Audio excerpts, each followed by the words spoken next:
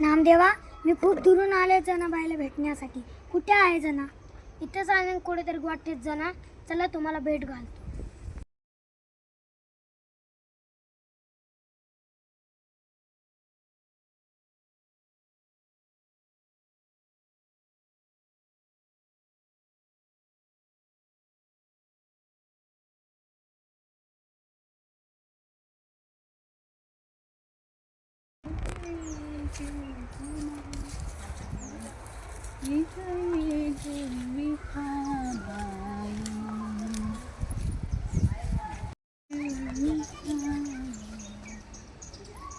आता ग बाई ही गौऱ्या कुणाच्या घेते?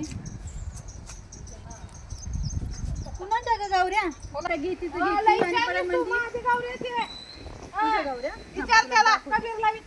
गौऱ्या हा इकडच्या साईडच्या माझ्या गौऱ्या होत्या. माझ्या गौऱ्या चोरल्या आणि परत म्हणते माझ्या गौऱ्या. माझ्या गौऱ्या माझ्या काय लईशाने तू माझ्या गौऱ्या पाणी ठेवल्या गौऱ्या तुझ्या पाण्यात ठेवलंय का? आणि इकडे माझ्या गौऱ्या माझ्या गौऱ्या आहेत म्हणजे माझ्या गौऱ्या माझ्या गौऱ्या आणि माझ्या गौऱ्या बघते मी एवढे दुरून आले जनाबाईची महिमा पाहण्यासाठी.